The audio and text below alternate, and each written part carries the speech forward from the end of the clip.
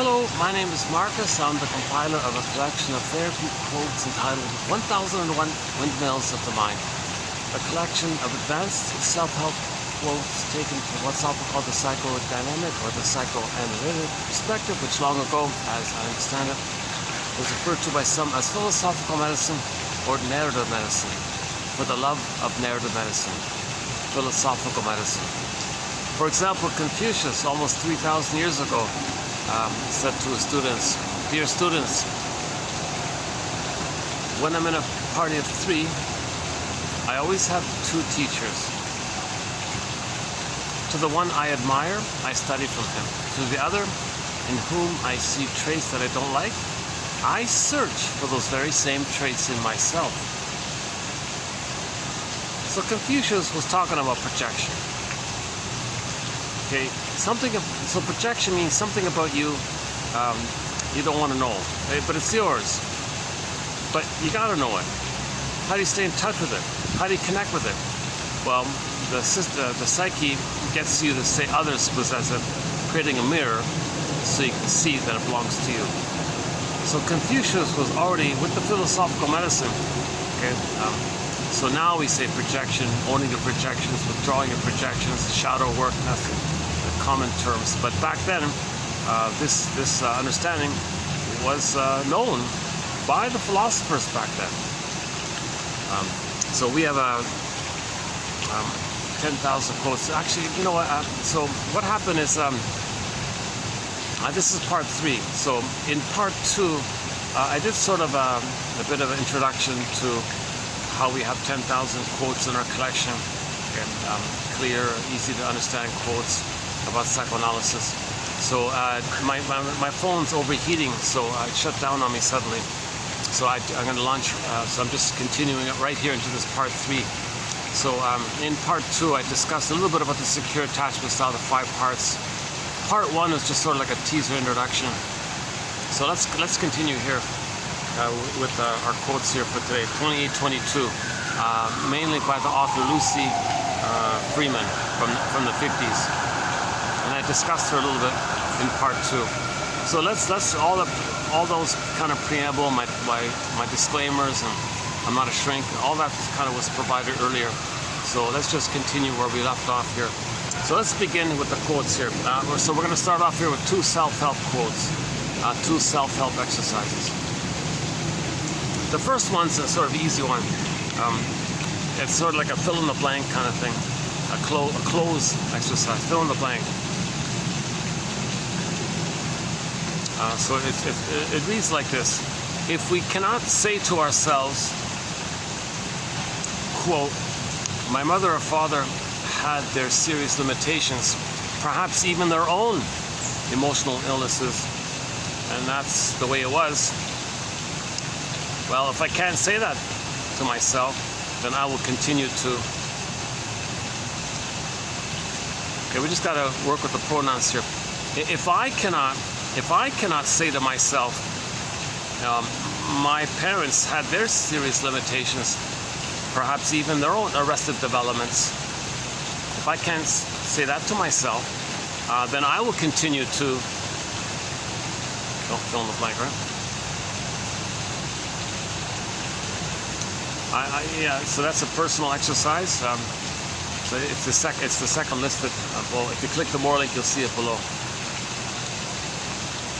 If we cannot say to ourselves, quote, "My parents had their serious limitations, perhaps even their traumas and their arrested developments, and that's the way it was." If we can't say that to ourselves, then we will continue to, or I will continue to.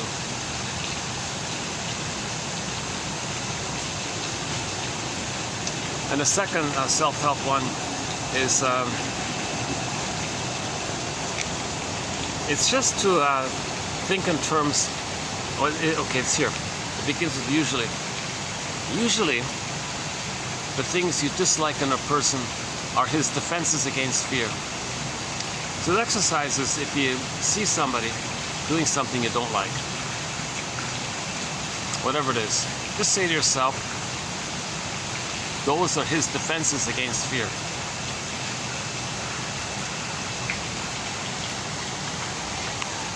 Yeah, you want to say hi to somebody and they kind of look down, they ignore you or something. You know, like, I didn't like that. How can you just ignore me like that? Okay, you know, I didn't like that. Well, what they did was their defense against fear. Maybe they were afraid of, an emotional contact with yours, or maybe they were afraid that you'd see them as feeling vulnerable or something. So whatever it is, whatever's going on, if you're triggered, one thing you can do as a self-soothing exercise in the self-help mode for the moment to feel better in the moment is to say to yourself, that thing that they're doing, they're doing it, and that doing of theirs, those things they're doing, that's their defense against fear. And then maybe you can identify what old childhood fear are we talking about? What fear are we dealing with? Abandonment, what do children need? Safety and communication and love, acceptance, to be seen, feel important, etc. Yeah, that's it. Yeah, that's it. So maybe I'll revisit it later, update it. Know thyself. So I'm just gonna kind of go through them here. Okay. Know thyself. Know the child within us, as well as the adult we have become. So when we say know thyself, okay, well, we got two there. We got the authentic self, and we got the false self. The authentic self, the beingness, the true self, is frozen. The wounded inner child of the past. We don't remember it. It's the unthought known. It's our feeling self, it's our sense of self, it's our ontological self, it's our feeling self. We live to the extent that we feel. We live to the extent that we kind of feel at home within. This whole authentic self. Now, when that's all traumatized, we develop a mask, a false self, and we live through it. And with it, yes, we can still get 10 PhDs, 10 medals, 10 awards, and that's our adaptive self, or the adult we become, you might say. So that you're kind of aware of to a degree, right? But you want to be aware of your authentic self, and you want to come from your authentic self. You want to come from there. You want to close the gap between the two, and be more from the authentic self. So know the two selves. We live in these two worlds. We live in two worlds, they say.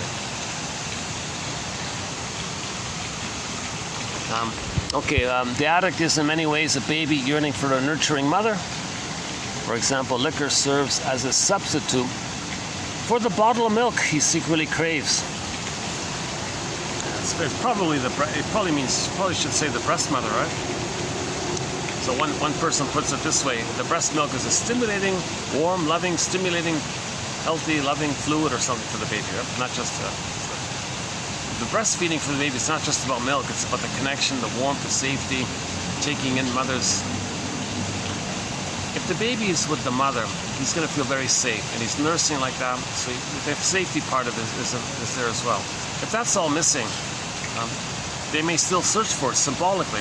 Well, how do you search for that? Well, you search for synthetic substitutes that can stand for it.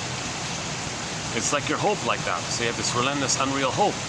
It's ridiculous, but what do?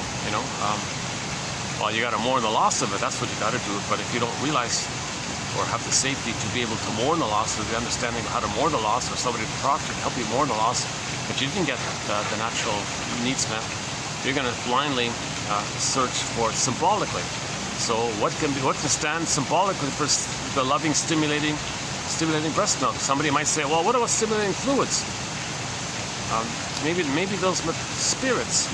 Maybe that can be maternal spirit. Maybe they symbolically think it can be that. Now, it's ridiculous, but if you're not going to mourn it, you're still going to search for it. So now, it's always going to disappoint. You search again, disappoint, search again, disappoint. It replays the original setup. Baby had a great hope for natural breastfeeding, it disappointed. Okay? I had a great hope, it fell. Great hope, it fell. So excited, anticipated, okay, disappointed, morose, sad, maybe he's angry, bellicose, then comatose. So Bergler puts it this way. So when there's trauma, we repeat with the hope that by repeating it, we can get what we need. But post the critical time of age 3, it's ridiculous. Nothing post age 3 can be the breast mother experience back in the nursery. It doesn't work. But the baby's trying to get his needs met. He can't be himself if he doesn't get his needs met. So he's still trying to get his needs met. So how does he get his needs met? post that critical period, we'll be searching for symbols of mother, something to stand for mother. Oh, maybe the beer, the wine can stand for mother. This warm, a red wine, maybe a body of blood, maybe a thing like that. Stimulating fluid, exciting fluid. So that can be symbolic.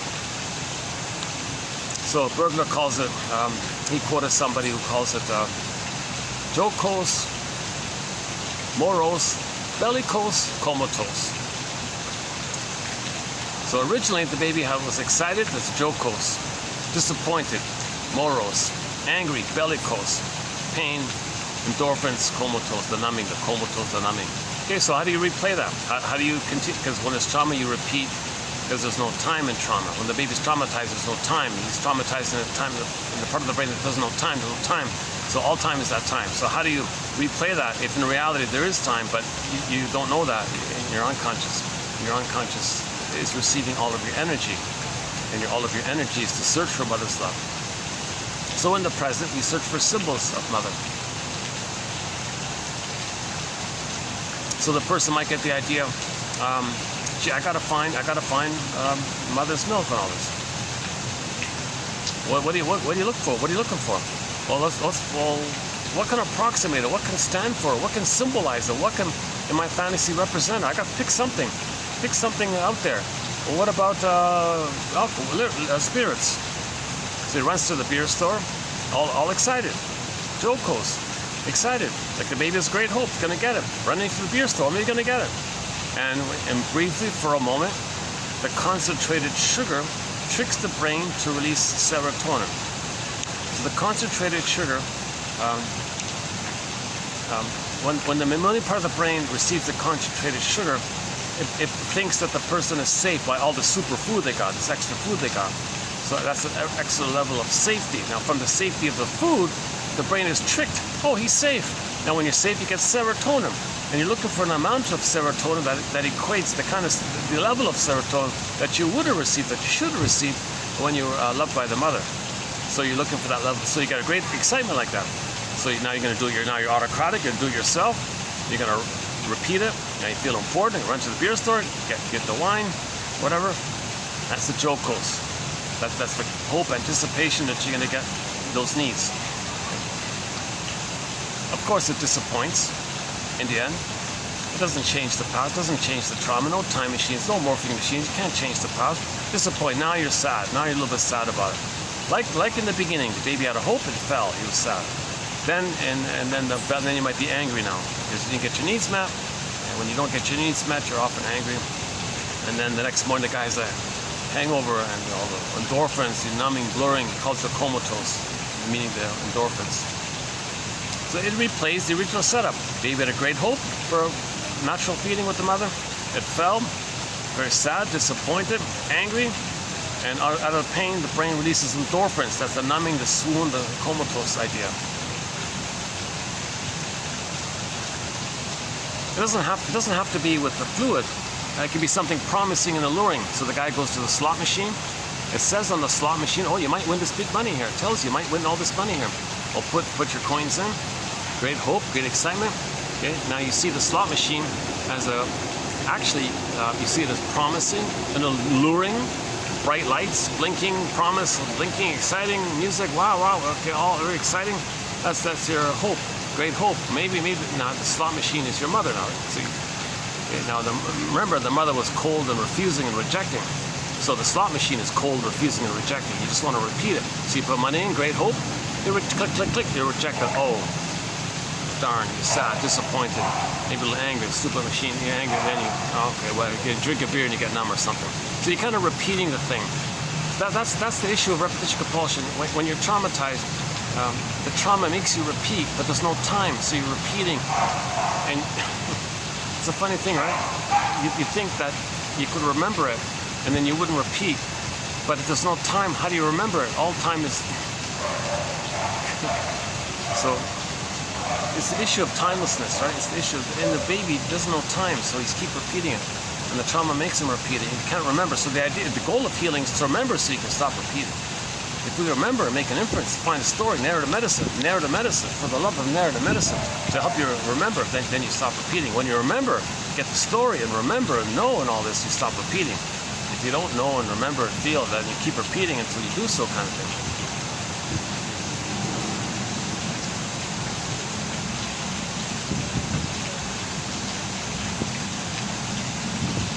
Bergel also says a part of it is you want to tell the world that your mother disappointed you. See, look, world, my mother's like this cold slot machine, promising, alluring. And if I invest in it, I might win. It rejects me all the time. See, my mother rejected me. At the same time, it's for him to communicate to himself. Oh, my mother rejected me. These machines keep rejecting me. Does that mean my mother rejected me, and this is my unconscious getting me to do this out of a repetition compulsion, so I can know that this will happen, that this happened? Sometimes I feel like a motherless child. Oh, where's that one? Is it in this batch here? Hang on. Well, wherever it is, we all sometimes feel like it. Where is it? Hootie and the Blowfish does a 1-minute version of it. Oh, we don't have it here? Sometimes. Oh, what was it? I did it yesterday. What was it?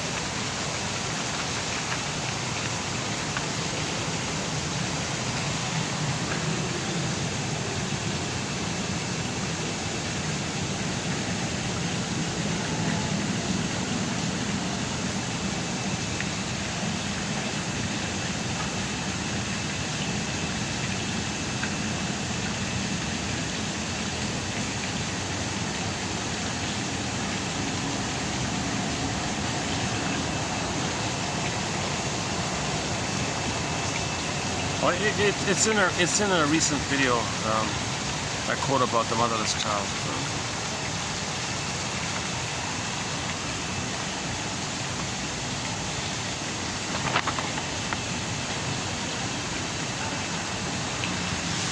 Guys, well, anyways, yeah. So sometimes we feel like motherless children. Or we feel like we had emotionally immature parents or something. So again, if the parents are traumatized, we've got to find out why. That's a key question here. Find out why did the mother fail the baby? Why? What happened? Get the story. Get the story. Then you heal.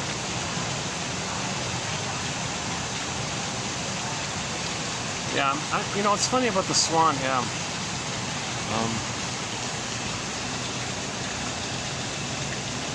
Are we getting him in the...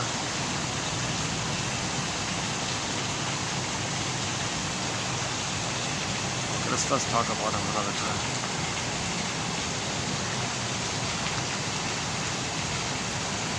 I think, my theory is the swan's physiology, bodily, is reacting to the loss of his buddy. His buddy passed away about a month ago or something, old age and all this. Now cognitively, of course, the swan doesn't recognize, where's my buddy here? But I think somehow viscerally, sensationally, physiology, the bond there and all that missing, his body's going to react to it. I think maybe that bird's under stress a little bit. I noticed him a little bit different after the loss of his buddy. And he was behaving oddly, I noticed, shortly afterwards as well. He needs a grief counselor. He needs someone to talk to.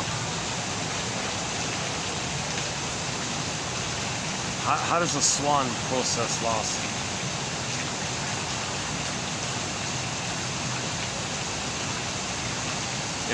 He just needs to feel safe and comforted somehow.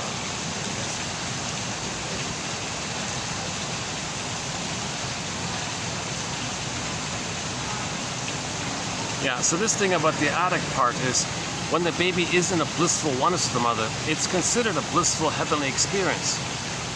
Now the baby's not addicted, of course, but when you go through life later on and you feel stress and you're going back to try to get it, you get a blip of it. Now you don't remember that, but when you're older and you get it and you feel it now, what you felt before, you get, whoa, what's that? Well, that feels pretty good. So you go back to it, and you're always regressing, and you're still hoping to get those needs met. And it's an exciting feeling, so you're kind of dependent on it. You rationalize it, make excuses for it, because you feel this timeless, blissful feeling that the baby had with the mother.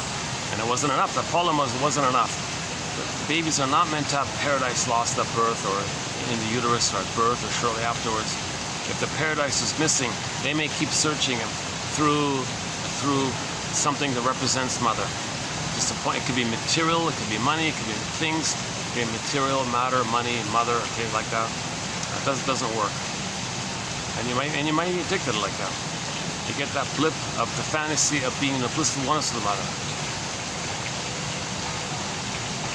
And the added element a lot of shrinks say is that your infantile megalomania is addictive. Because when you act like so important, you feel so important.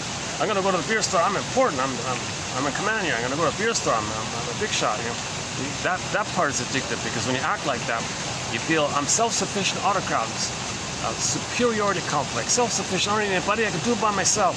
So you're still creating the blissful oneness. When you think like that, you're still in the blissful oneness of the mother. That part's addictive. So narcissism is addictive.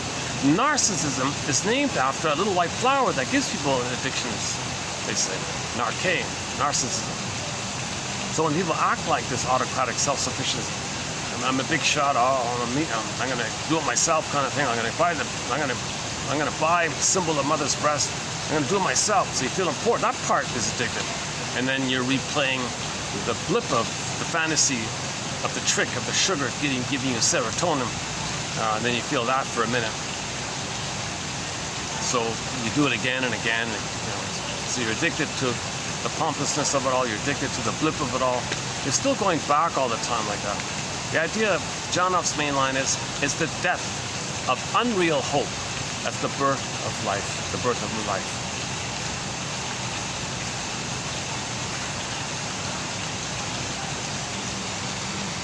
Just a general one here. Now, little children, if left to their own devices in a cafeteria, will, over time, choose the food they need. A diet with proper vitamins and carbohydrates. Human beings thrive on an emotional diet that is healthy for them. So I'm assuming the kids in the beginning, if left alone in the cafeteria, will just eat junk food all the time, right? Candy all the time. Maybe they'll get sick finally and realize, wait a minute, something wrong. They're vomiting. There's too much sugar. Maybe they'll finally start to eat the broccoli and the vegetables. So they're going to move towards it. And then they're healthy. Well, so similar idea with our emotions. We thrive on an emotional diet that's healthy for us.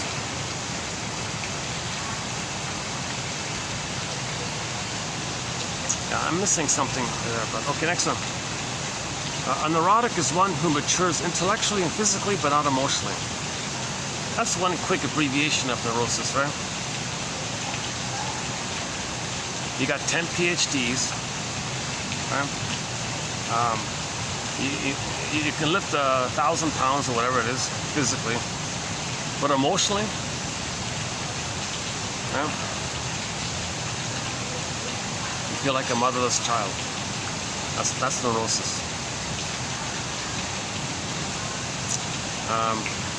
Freeman said, I didn't need more advice. I needed a new feeling about myself.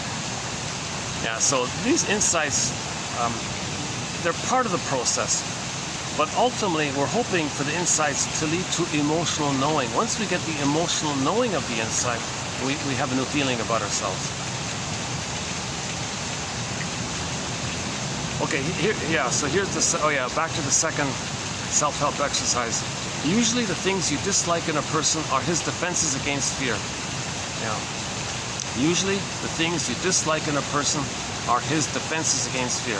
So basically what people are doing, a lot of what people are doing is a defense against fear. Put it that way. A lot of what you see people doing, that's their defense against fear. Old infantile fears, the needs are unmet, a lot of fear and anger by that. Oh yeah, so when the fear is flooded, it goes to the anger. So if you see them as angry, that's because there's too much fear. When there's too much fear, it clicks over to anger. Right? So if you see somebody's angry, it's still the fear underneath. Shall I compare thee to an onion? Anger, onion. Okay, anger, fear. So if you see somebody, I don't like that anger behavior of his. Well, that behavior of his is a defense against his fear. So you search for the fear. What old childhood need was in that? What did he need as a child? How did he feel by that need not being met? That's what's coming up. That's what he's responding to. He's immensely afraid of that. So anger appears on the scene when you're flooded with fear. And fear and anger is the survival brain, the primitive brain. Okay? So 1, 2, 3, got 3 brains discussed in part 2.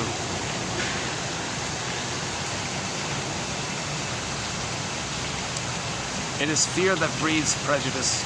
Prejudice is another defense. Yeah.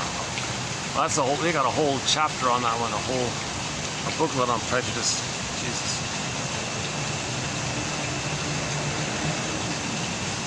So we talk about scapegoating and evocation of a proxy, finding other people to play you as a baby to shame because your mother shamed you. So if mother shamed you as a baby, you may go through life finding people and see them as you as a baby wanting love. And you play the role of mother who says no to you. So the proxy plays you say no to the proxy, that's replaying what had happened to you. To avoid the pain of what happened to you, you act like the aggressor. So you find proxies to play you to shame. We got a whole body material there. Why am I so unhappy? Because you felt that you weren't loved in childhood. Oh, is that it? Is that all? Anything else? Oh, that's enough for anyone.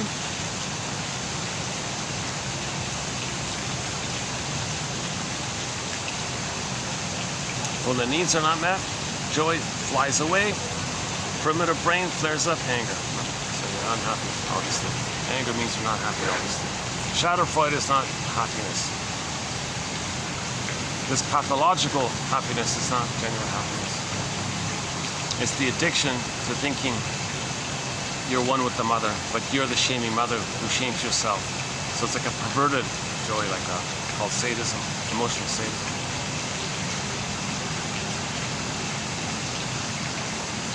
For all our vaunted progress, for all our celebrated progress, I guess, perhaps the truly civilized man is the one humble enough to accept his kinship with the animal kingdom.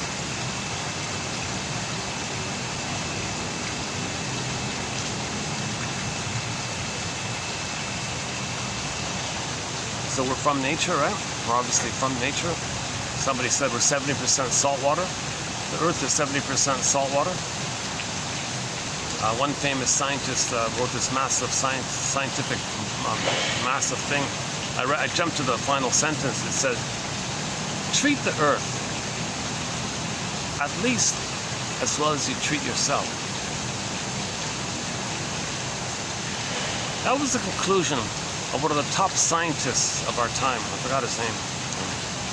I visited his university website. He posted his book for free. You can't read. I couldn't read that thing. No way. But I just jumped to the last sentence. His conclusion is 70 years of intense research. His conclusion was, treat the earth at least as well as you treat yourself.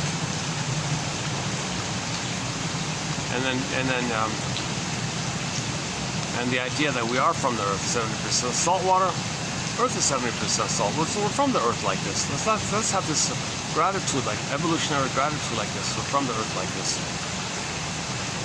And we're all from this earth like this. Our only home, pale blue dot. Yes, it's just a speck, but it's our speck, Katja Epstein says in her song thyself. And what if this earth were unique? Just the right sweet spot from the sun, not too hot, not too cold. So what do we want for our children?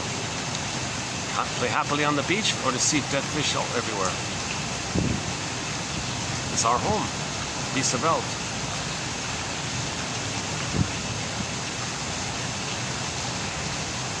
Took us a long time to get to where we are.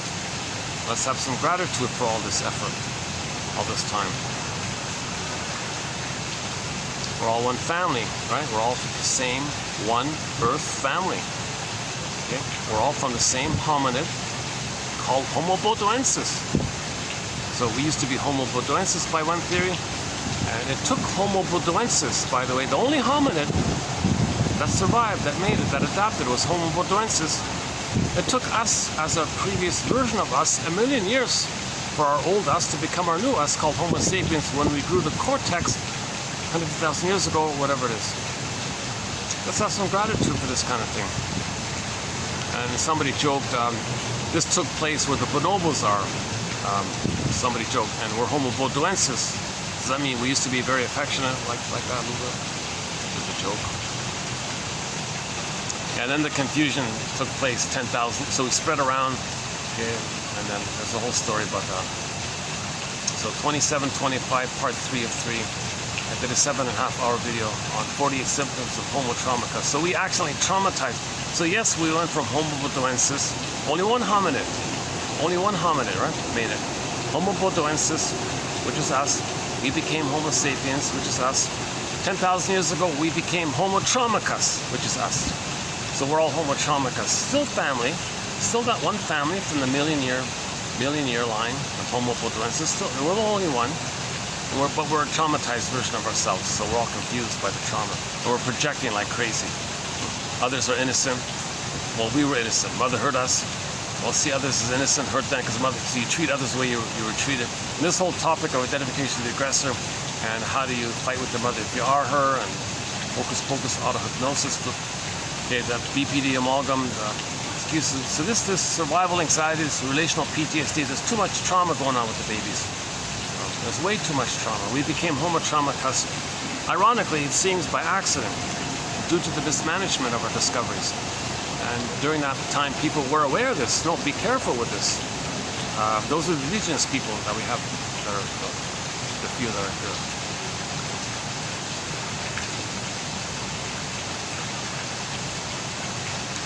That's a clear example of Homo traumacus, is what happened to the indigenous people. Like, come on. Yeah, okay, again, I did an abbreviated version of it, 2805, part 3 of 3, like a small 2-hour one. But the lengthier one, I think the better one is 2725, part 3 of 3, called the 48 symptoms of Homo traumaca. Someone called the Homo economicus, Homo short-sellicus, Homo neuroticus, Homo secret-psychoticus. We're messed up. Like, we messed ourselves up 10,000 years ago. And then the storytellers came on the scene looking for narrative medicine, philosophical medicine. So Lao Tzu and Confucius, the playwrights, okay, the novelists, the poets, okay, the literature people, Ibsen, Goethe, all these guys, and then finally we got the shrink jargon. Oh, the lights are on.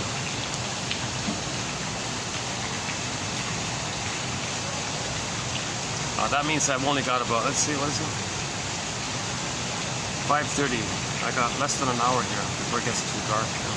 That's okay. I'm kind of getting a little tired. This coffee is I'm having a negative effect with this coffee. I need juices. I need like good juices. Then I'm good. Once I get into this caffeine stuff, yikes.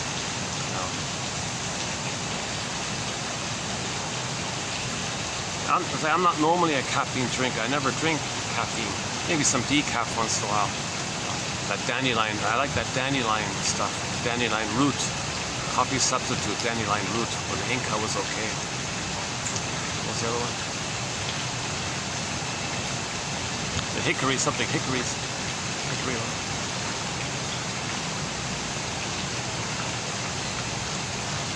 Watch out for masks. So the mask means we can live through life with the scaffolding of defense mechanisms that we use to live by to maintain the denial of the pain of the trauma. That's called the mask. So the mask is our defense against the fear of trauma, developmental trauma.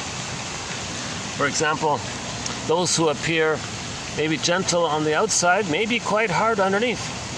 The tough guys may really be softies. Well, Neither is really mature. Neither is firm, gentle, or mature. If the therapy is successful, the client swings toward settling for temperance. Temperance, where nature meant him to live. Temperance, where nature meant him to live.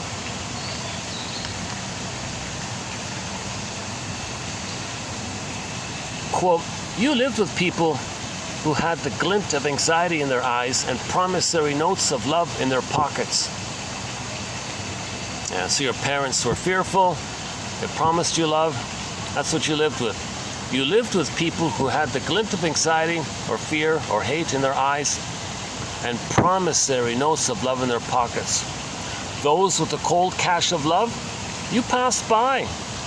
So later on, when you find somebody who has the realistic cold cash of love, you walked on by. Why'd you do that? She said, well, I had been too busy solidifying defenses to give much thought to love. It's just too scary, huh? People, the familiar, people choose it. People want to resolve the past, so they choose people who remind them of the past because they're still in that battle with the past. They didn't get enough love to accept love in the present. They only know the fight for love. So if someone comes to you with love, I don't know that. I only know the fight for love. And the disappointment of trying to fight for love. I don't know I can't accept love. I don't have gratitude. So they freak out like that. So they go back to the battle, to finding dysfunctional people who remind you of dysfunctional parents and continue the battle with the parents. Your life is filled with whys, but never the one why that is the root of it all. What's that? Which why are you talking about? Yes, I'm a journalist. I ask a lot of whys. What why am I missing? Which why are you talking about? Why didn't my mother love me when I was a child? Oh, that why. Okay.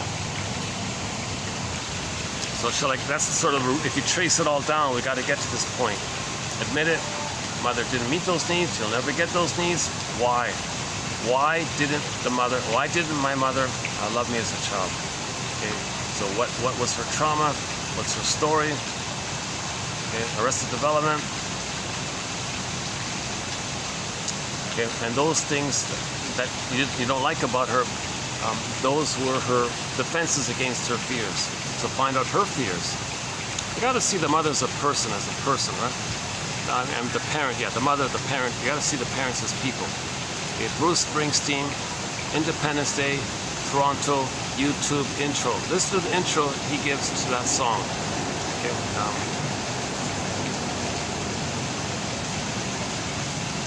so the song is, Independence, the song title, he means like emotional Independence Day from the mother. How do you get emotional Independence Day from the mother? How do you get that emotional independence from the mother? See, when you're traumatized, you're stuck with her in the tar pit of a negative bond, and you identify with her, you're fighting with her, you're kind of stuck like that, a mother complex. How do you get the freedom from this in your mind? Like, how do you get in your emotion? How do you get the freedom? Okay, listen to his introduction. It begins with him saying, fathers and sons, fathers and sons, fathers and sons. That one there. Now you don't see him. The guy who filmed it was way up in the rafters in a massive stadium. You don't see it at night, but the audio is clear. Your mission, should you choose to accept it, is to look up that clip. Springsteen, Toronto, Independence Day, fathers and sons. That's the best introduction to a song, in my opinion, or my favorite. That's my favorite introduction to a song I've ever heard. That one out.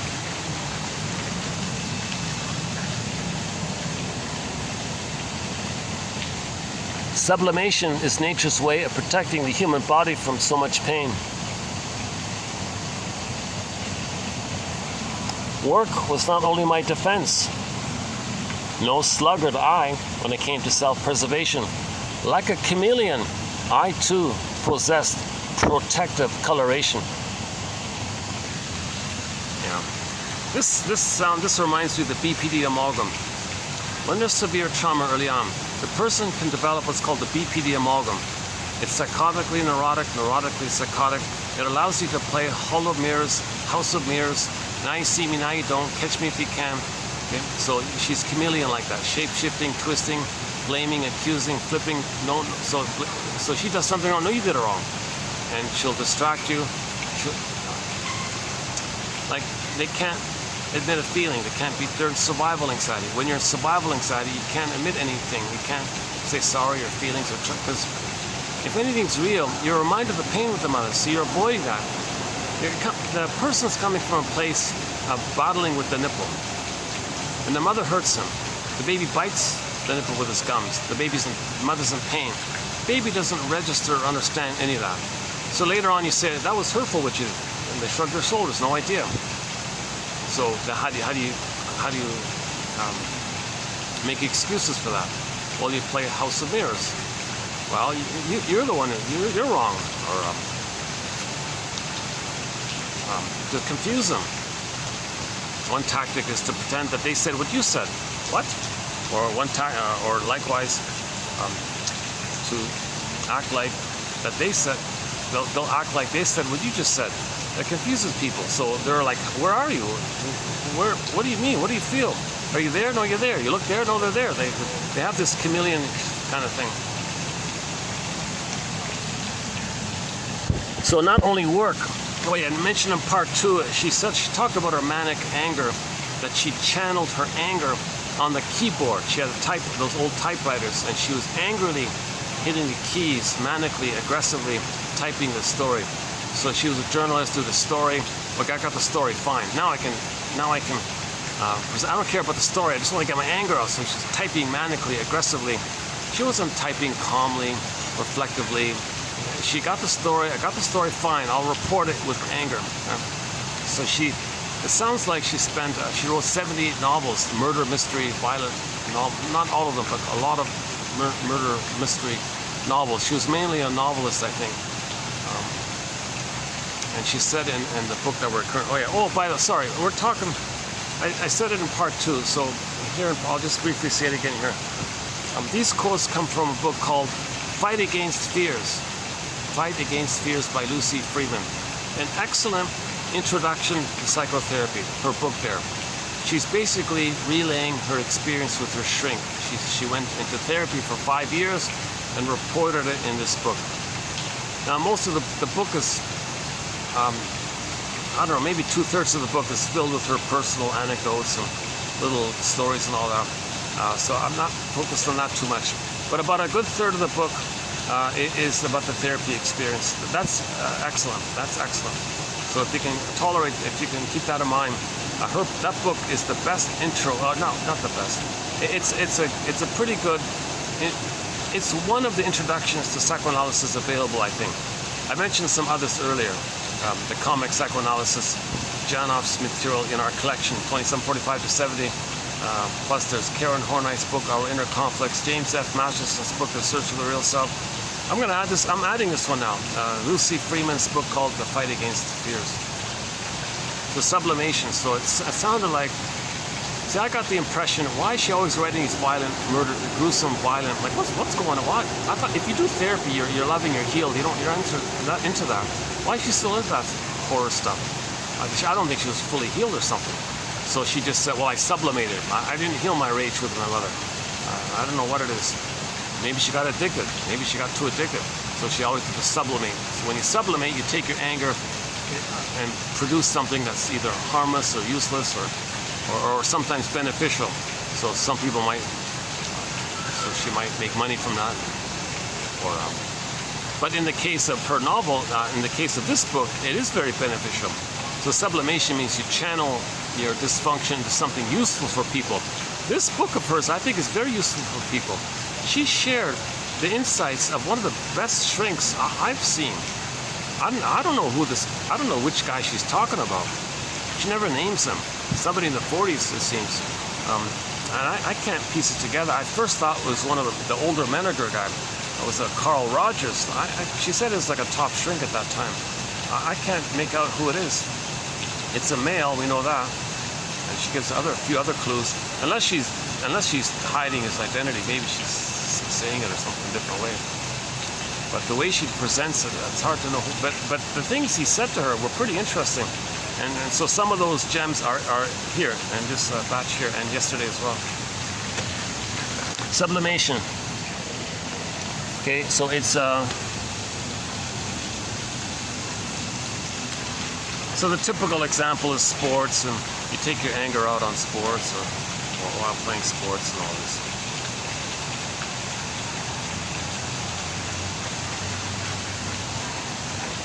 Anxiety is the physiological reaction to fear. So those old fears from childhood coming up, it expresses itself through physiology. Whatever it is, poor blood circulation, shallow breathing, run down the whole list. I'm sure my parents loved me. Was it a love that set you free?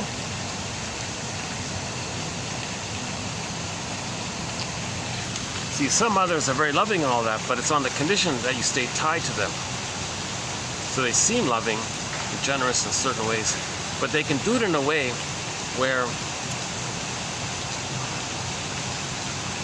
you accept the positive thing they're doing, but the hook is you got to stay bonded to them. So it didn't set you free like that. So it's half like that. Right?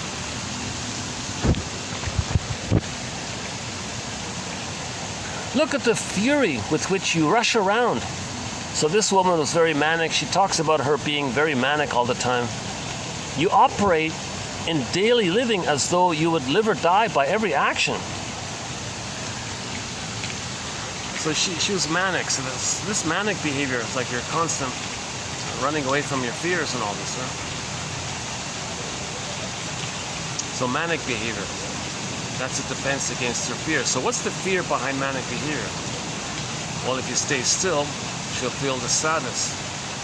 She can't process the sadness because she can't more losses. Why can't you more losses? The only way to more losses is to have an identity. Now, if you're missing, if your identity's you have an identity, but if the identity is frozen, I mean your authentic identity. If Snow White is frozen, if Snow White is in the coffin, in a coma, you can't more losses. If Echo is a statue, if your authentic self is frozen, petrified, turned to stone, wooden, unreal, velveteen, if it's in that kind of condition, you can't more losses. So as a defense against the pain and the complication of this, person might be manic, might be very hypermanic.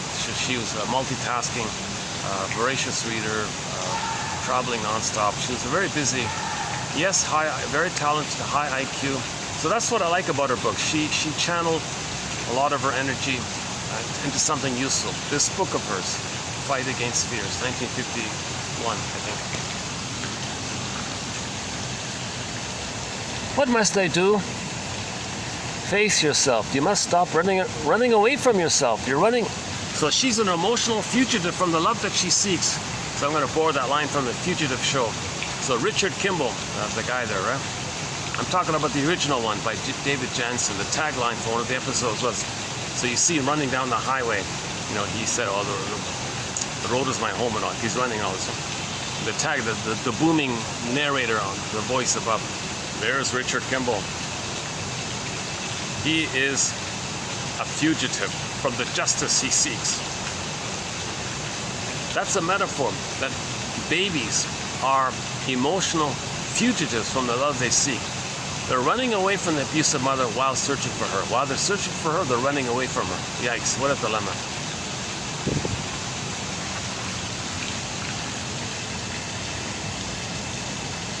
What do you mean, face myself? See yourself as you really are. To the unhappy child, fear outweighs trust. So if you see any child who's unhappy, you can think of it in terms of, well, he's more afraid. He has more fear than trust.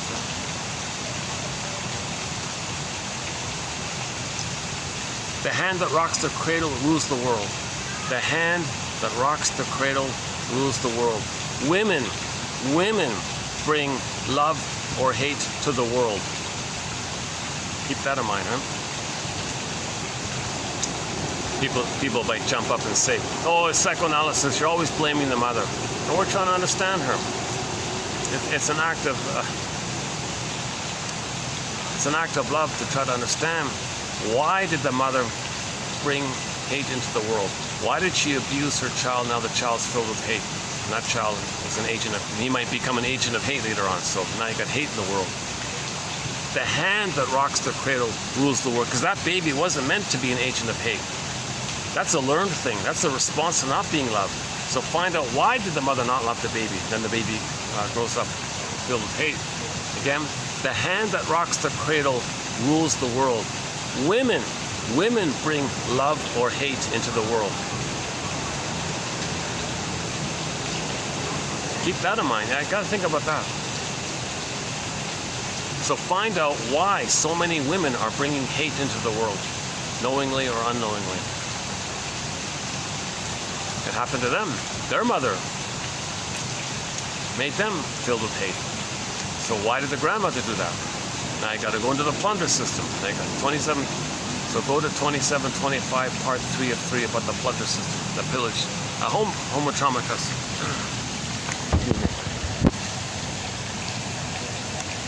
Rebuked by parents. The child is in hunger for love. The child, in his hunger for love, turns to those closest to him. Maybe the sister or the brother, maybe the neighbor, or the world, or the school, or the teacher, wherever he's looking for it. Why? Because emotional hunger knows no bounds. He may travel the world looking for love.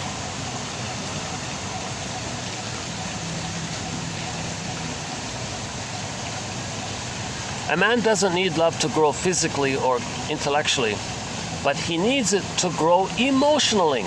See, there's the split there, right? Your authentic self, that's the emotional arrested development. But even when there's trauma like that, you can still grow physically and intellectually. You can still get 10 PhDs, and you can still lift 1,000 pounds, or whatever it is, 100, whatever it is. When, as an infant, he does not receive love, his psychological life, his emotional life as an adult may become so fearful he can't bear it. He can't help it. He can't bear it. So he makes excuses in the false self and physically grows up, but he doesn't more losses, doesn't feel pleasure, doesn't express his uniqueness, doesn't become an elder, etc. He ends up as a curmudgeon, a bitter, stingy, grumpy curmudgeon. Children are the barometer of the feelings of parents. If a child is happy, you know his parents possessed little need to feed on him emotionally. Headlines roar of international strife, but between the headlines may lie a cry for love, masked by hatred because there has been no love. To a child, no love. Okay, to the baby, no love is death for him.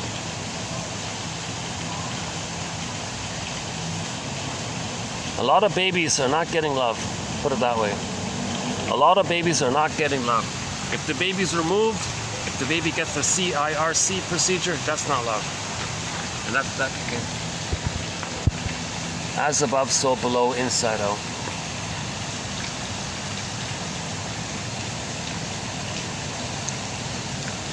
Okay, here's a humorous one. Necessity is the mother of invention. Necessity is the mother of invention, but anxiety is the mother of necessity. What men do may be a result of anxiety, but they don't enjoy what they do if anxiety is present.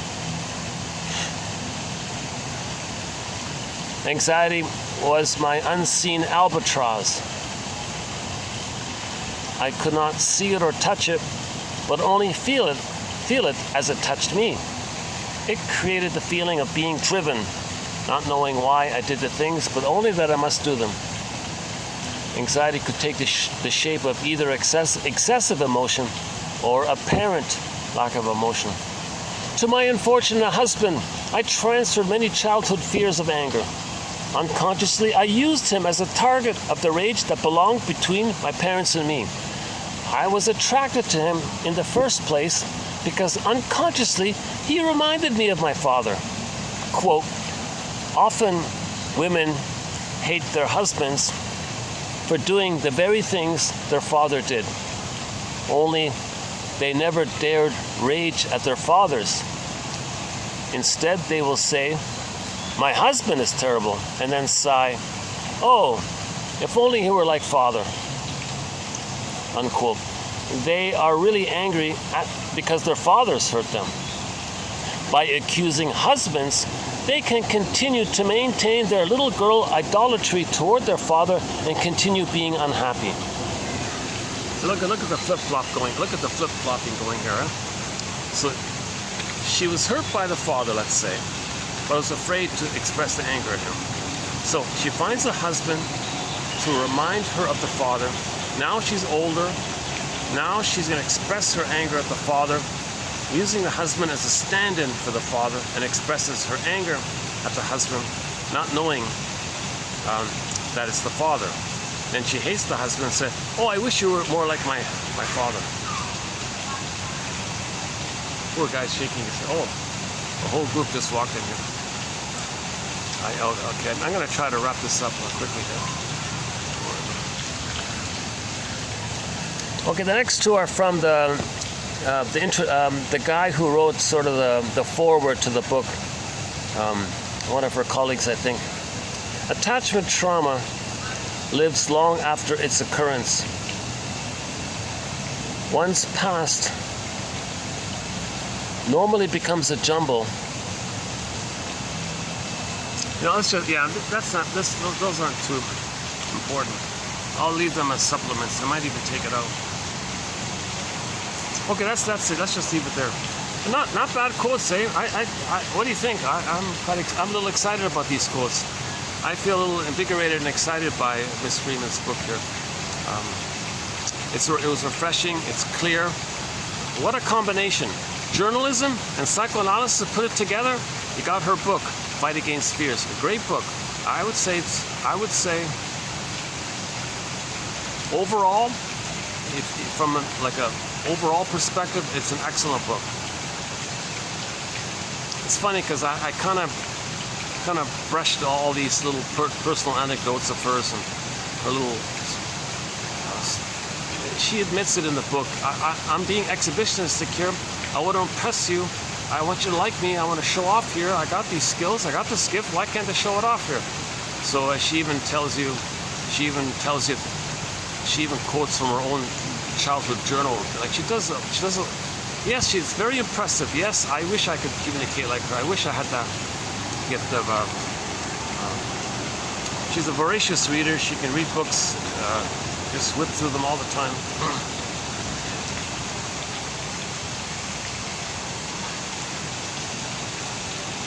I think she would have been an amazing. Like talk show host. Like how bright and quick and how witty and bright and quick. She's funny sometimes. Oh yes, she's funny sometimes as well. She makes a lot of quick little jabs like that. I think maybe she does a lot of histrionics. Like she exaggerates ridiculously sometimes. Like a little thing, she'll make it sound like, oh my God. And the shrink pointed that out to her. He said to her, when you're saying these things, feel your anger in your voice when you're saying these things. Because the anger was leaked out through the wild, exaggerated hysterics or something. She either has the clinging vine narcissist, because some of the things in there points to that. Histrionics is definitely there.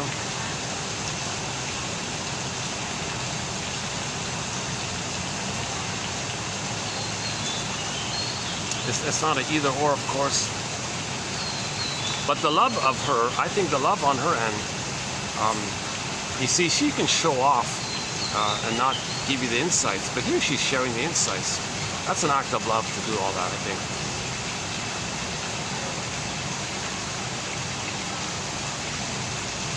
That's why I'm including her book in our suggestion list of introduction to psychoanalysis. Once again, fight against fears.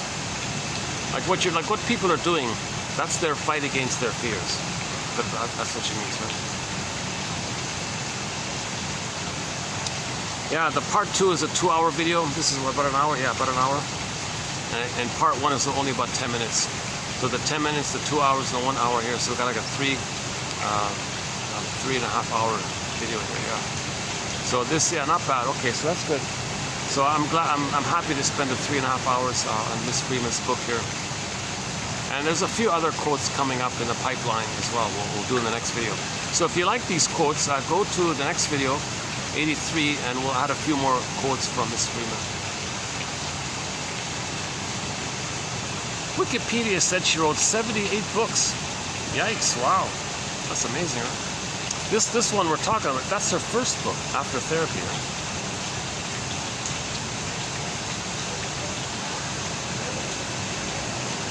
Most of the books are novels and mystery novels and all this. She was an addict. She was a voracious reader of mystery novels. Always wanted to figure out the crime. She was kind of obsessed with it. There's a real dark, violent. That's what I don't understand about her. Like with 5 years of therapy with the best shrink, why you? Like what happened? Like what? Like why didn't she stay on the path of maybe becoming a shrink? Like with her gift of journalism. Why not write some self-help books? Like, you know, like why not write some more?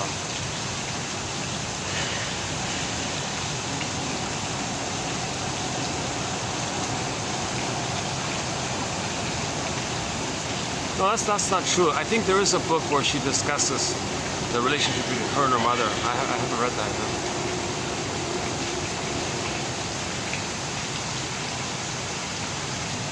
Now this was the 1% family. These were gajillionaires. So the mother said, "Oh, here's a check. Here's for your therapy. Gives this to the shrink." There's like a massive amount for the shrink and all this. So money was never an issue here, right? Yachts, mansions, all these maids and servants are involved. Orchards and forest. They have their own forest. They probably have a, like the father would pick up the phone. I'll give my daughter a job at interviewing the top people and all this. So she was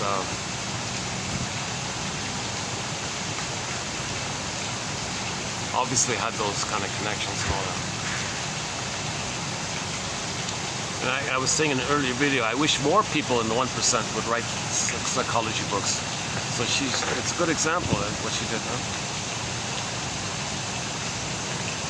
Yeah, why didn't she buy the Psychoanalytic Institute, expand it, and train more shrinks? Why didn't she do that?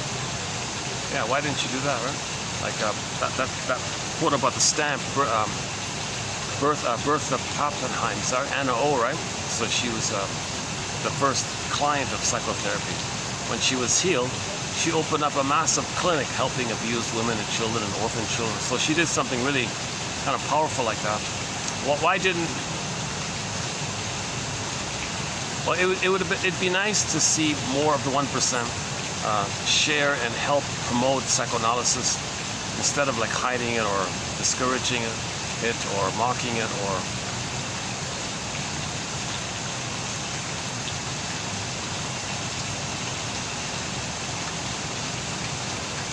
I even wrote to the Psychoanalytic Institutes telling them about this project and not one reply. Can you believe it?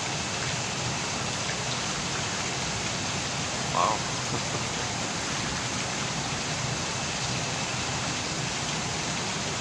So this is not some esoteric, far-out knowledge. This is basic stuff here. Projection, projective identification. This is basic stuff here. Rationalization, identification with the aggressor, personality patterns, object relations theory, attachment theory. Edmund Berger, Karen Horney, Masterson, Gradstein, Thomas Ogden, Althea Horner. Okay, got a lot of self-help books here. This is basic stuff here. This is all clear material. There's no supremely out of this world knowledge. There's nothing like that. My God. These are the pieces of the puzzle. It's hopeful, I think. It's humanistic. story medicine, narrative medicine. Trying to be a psychological detective, like you said, detective. So the main thing is, one of the main things is that experience of wanting love and not getting it, and what you did afterwards. Okay? You want to see that being replayed again and again and again, and catch yourself. Oh my God! Then you don't need to do that anymore. If you're not aware of it, you'll keep doing it until you are aware of it, then you stop. That's the famous essay, 1914 essay, 110 years ago, right? Repeating, remembering, working through, by Mr. Freud. Yeah, just a quick note here. We don't have any quotes by Mr. Freud, Dr. Freud, because of the translation problem. The only exception is when German speakers say what Freud. If they say Freud said such and such, I'll include it. Another exception is Laponche and Pontalis, those two guys. Their dictionary called The Language of Psychoanalysis, because they know German and they're French native speakers, so you cut out that perverted English translation. Another exception is Henry Hart. I got a couple of his on there. Henry Hart. I don't know anything about him, so I got a couple of him saying Freud said such and such, and they're pretty. I thought it was pretty clear. Let's include those ones. But by and large, except for that, we really have no Freud course. Although many of the ideas come from Mr. Freud, repetition, compulsion, transfer, a lot of these basic ideas. But object relations theory is an advancement. Melanie Klein, William Fairbairn, Margaret Mahler. These are all advances, right?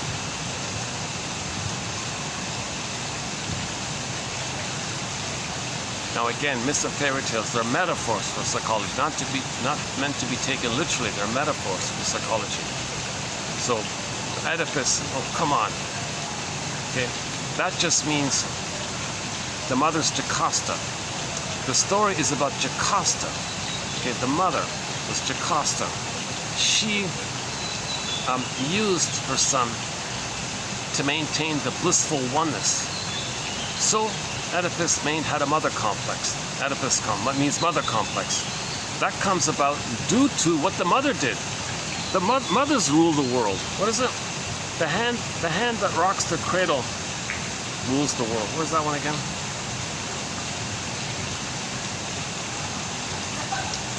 Oh, what happened here?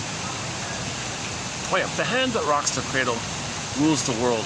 Women bring love or hate to the world. So if the mother uses the baby, she's bringing hate into the world. She's an agent of hate. And bringing hate into the world. Because she can't love the baby. She's still dealing with not getting love herself. So she expects to use the child, to get the child to be her mother, to love her so she can feel loved. You can only love when you are loved. Like the mother's in that dilemma, right?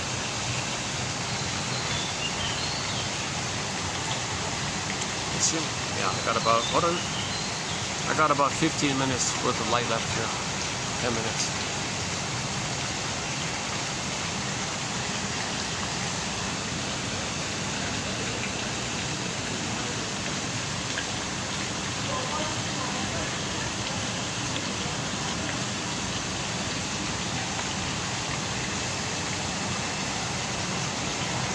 We have a thread on humor, psychoanalysis of humor. That's a good one. Gostian is in there.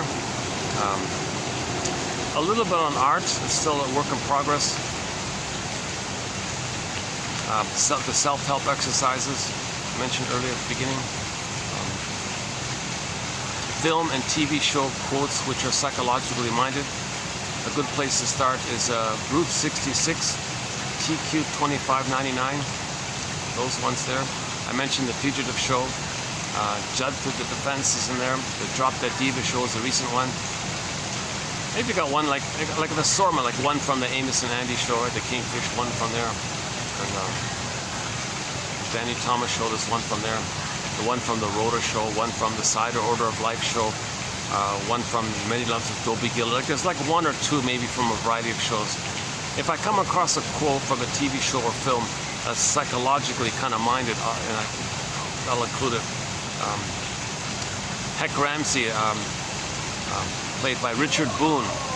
Richard Boone, right? The guy who played Have Will Travel. Okay, following, he did a sequel called Heck Ramsey, like an older version of himself back then. So Richard Boone was Paladin, right? And then in the sequel, he played himself as Heck Ramsey. He was interested in the lady and all this, but he's older and all this, so he wants to make sure she's emotionally available. Are you emotionally available to love in the present? Or are you going to see me as your father, your mother? You're going to transfer your parents to me and fight with me? Are you emotional? She said, oh no, don't worry. The past is to be remembered, not lived as the present. So, oh, there's a happy couple just in front of me taking photos of things.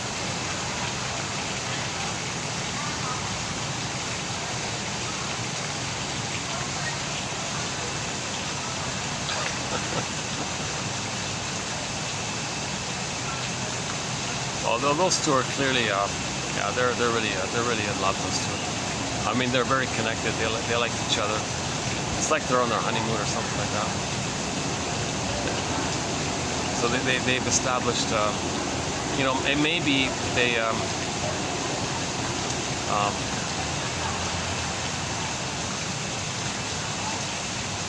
don't know. Yeah. Okay, sorry. Okay. Let's not look at them too long there. Oh, a little tired here. What else? How do we wrap up this video here?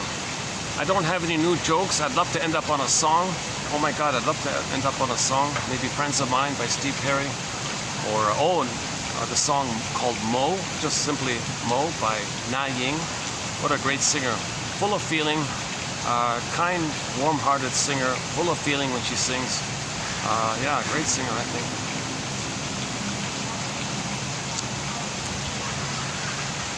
I like, she's got one song called, it's called Flower in the Fog. I think one translation of it is, through the fog, see the flower. Like through the, through the confusion, well, look for the positive intention. What's the flower? What's the need? What's the heart? What's the wound? What's the true? What's the beauty? What's the authentic? And the fog might be like the mask or the confusion around it. So the false self might be the fog, and the flower is the true self. So through the fog, see the flower, kind of thing.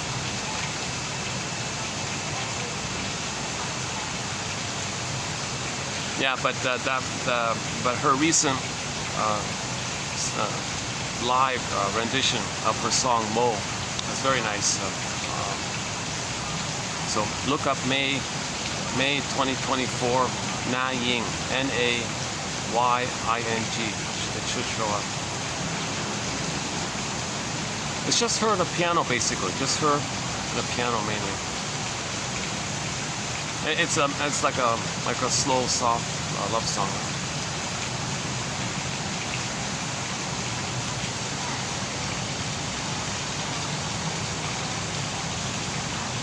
Yeah, this couple in front of me.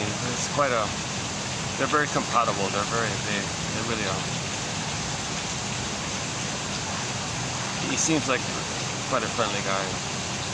His girlfriend is really in a happy mood with him and all this.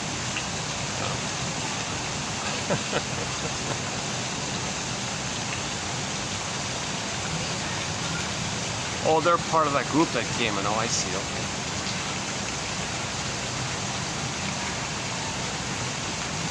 I'm a little distracted about it.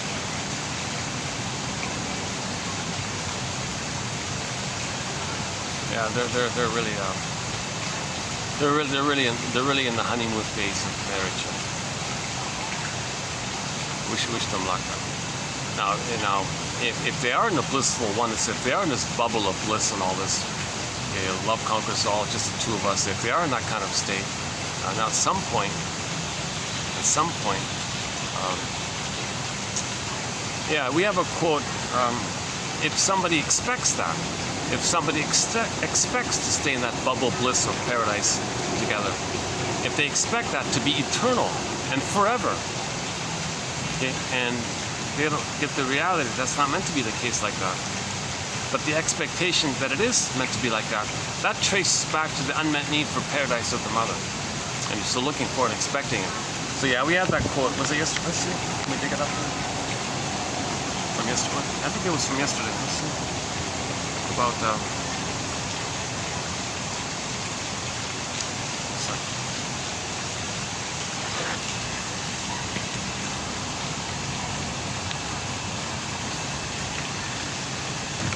well, here it is.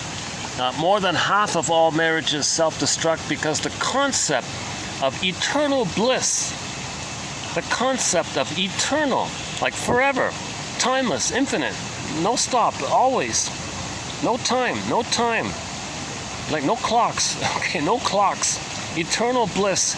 Okay, this concept is an illusion. It cannot exist between people. No person is perfect, and thus cannot provide that desperately wished for euphoria to himself or anyone else. So the fantasy of that links to this area, that the baby needed a paradise with the mother.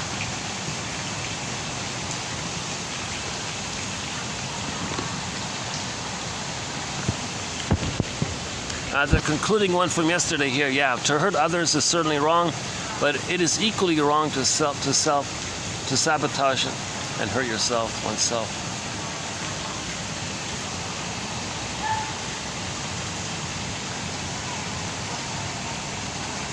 Okay, we talked about fantasy a little bit yesterday, and internalization, the complicated grief one. Oh, here's the motherless child.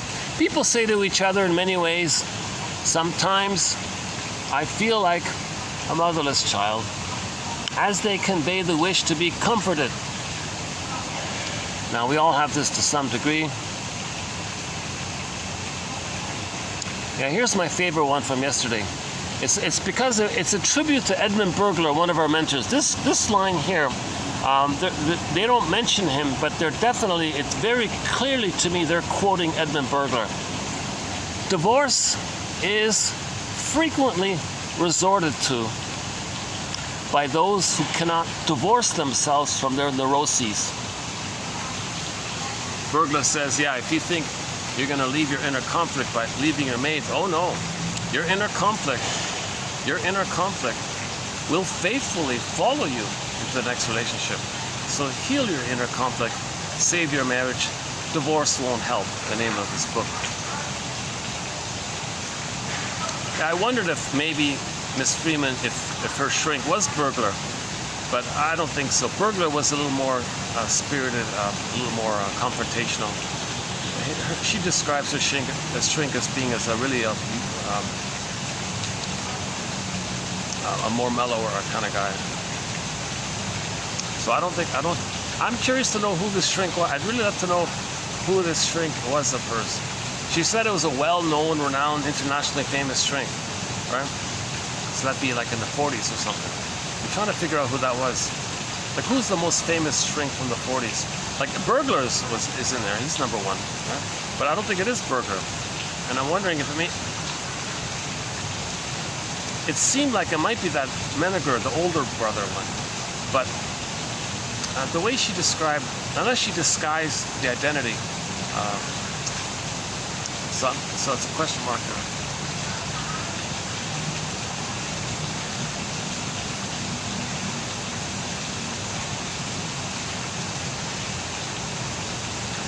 Yeah, if the guy expects her to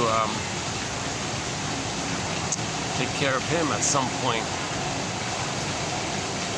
and he expects her to take care of her, and they're not really seeing each other, there may be problems down the road, right?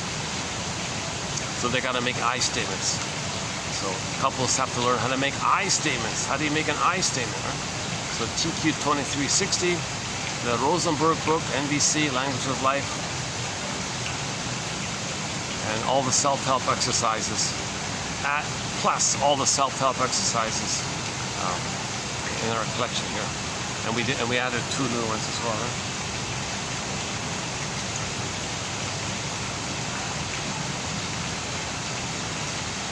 And the one before yesterday, 2820,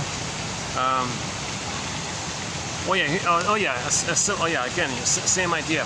The myth that romantic love can endure forever emanates from a fantasy that there really is an omnipotent, perfect parent somewhere who can supply eternal bliss. So that's code for the baby didn't get his paradise with the mother. Traumatized in the uterus, at birth, or before 18 months. You got to get them past 18 months, or at the very least past 4 to 5 months. You got to get them past 4 to 5 months. It'd be much better to get them past 18 months. If he's traumatized post 18 months, it's a little bit more manageable. They'll just be pleasers and clingers, but they can move forward. It's harder to move forward when you flip and identify with the aggressor at 18 months. Post 18 months, you're still kind of on track a little bit.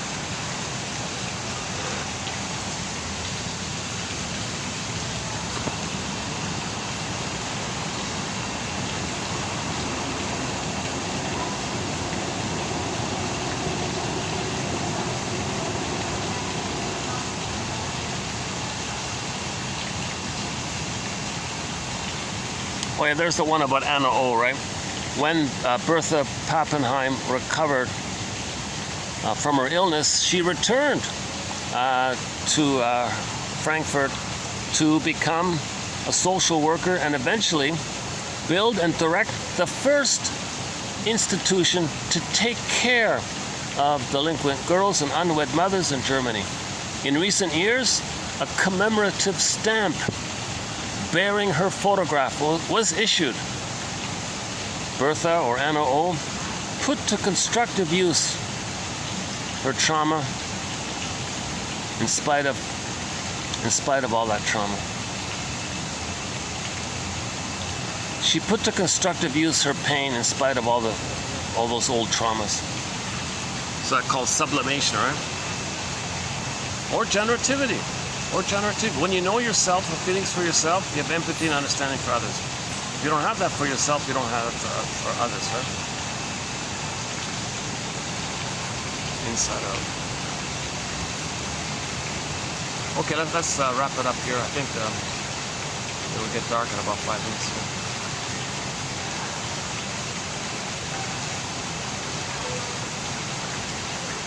No, that couple was beaming. They had that honeymoon glow about them. They were like in their own little bubble.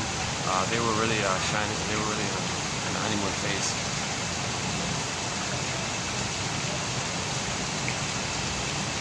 Oh, I don't think it's not. No, I know there was a wedding here yesterday, but I highly doubt it was. No, it wouldn't be. Why would they come back here? It wouldn't be that. It must be another one.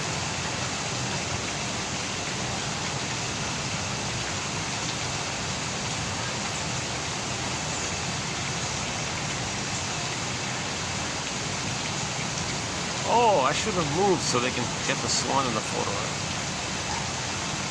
No, they were happy. They could have taken a picture of a rock. They'd still be happier. Oh, I know. They wanted those lights. Oh, that's it. Oh, those lights. That's what they wanted. Okay. On the bridge there with those lights. Yeah. I think that's a real rock. It's okay. This one is sleeping anyways. No?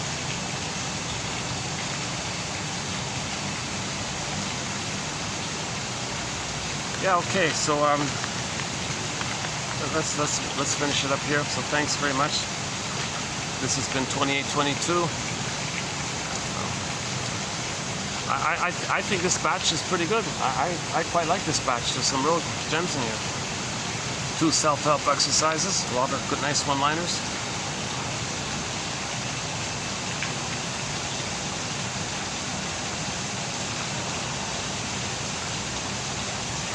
Did I miss anything? Let's see.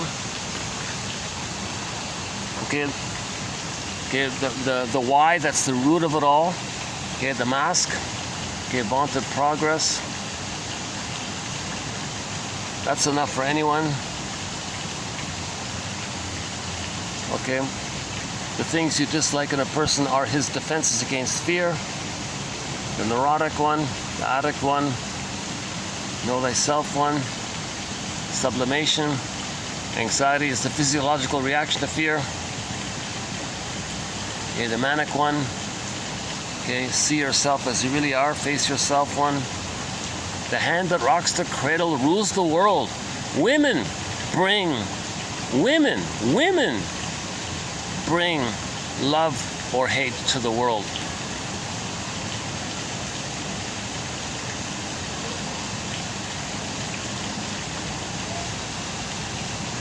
Okay, emotional hunger knows no bounds. Travel the world looking for love, maybe. But it's not. It's infantile love. It's not love. You're not looking. If you're looking, that means it's infantile. You're looking for mother's love. You're transferring. You're looking for transference love. Okay, the headlines one. Necessity is the mother of invention, but anxiety is the mother of necessity. But if you do something out of anxiety, you're not going to enjoy it. Anxiety was my unseen albatross. I couldn't see it or touch it, but only feel it as it touched me.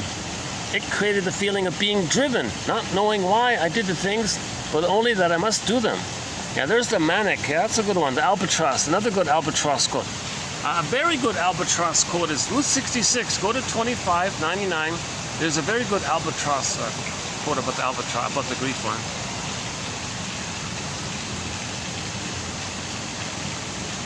Okay, at the end there's one about psychosomatic symptoms, and another one there.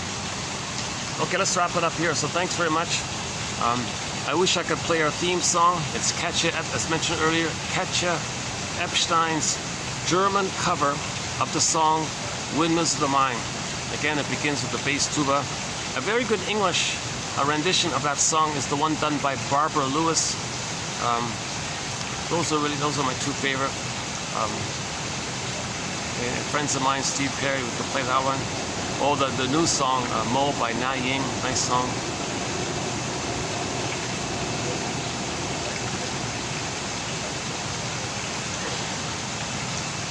Recently we played Call of the Moose by Willie Mitchell, Call of the Moose.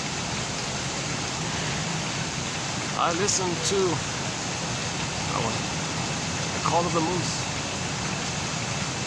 Yeah. He tells a little bit about his story, about appreciating nature, have a connection with nature, have some respect, and nature is, we're from nature. Let's appreciate that kind of connection, a little bit like that. Oh, I finally found a copy of Christopher Cross's cover of the song Nature's Way. So so I can play it now, I think. Yeah. I first played it, they removed it, it was deleted, and I found it back again. So there's a very good song called Nature's Way by the band Spirit, and Christopher Cross did a cover of it. Another good cover of it is Kenny Shields of Street Harp. Before he passed away, the last song he recorded before he, passed away, was that song, Nature's Way. There's a cover of Nature's Way by the band Street Harp, when Kenny Shields was the lead singer of. Now it's a miserable cover band. Now forget it. I mean, after Kenny Shields passed away 10 years ago, roughly. It's unbearable to listen to it afterwards. They still use the name though. They made a huge mistake. I personally think they made a huge mistake. How do you? I think he should have. He sings a little high. I think he should have chosen a. I think they should have chosen like a pretty gal or something to replace Kenny Shields. Maybe that might have worked. Alyona Yarashina is a very good cover singer. She does a very good cover of Triumph's Lay It on the Line. Yeah, maybe she would have been a good replacement for Kenny Shields. I don't know. But that's too bad about that. Because the band sound, the music of the band is good, but the new frontman is oh my god. We have 4 songs by the classic rock band Harlequin.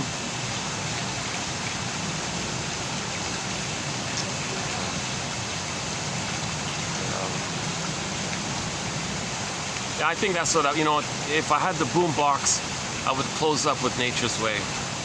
Dum dum, it's Nature's Way. For the love of narrative medicine, thanks very much. I'll see you in the next video.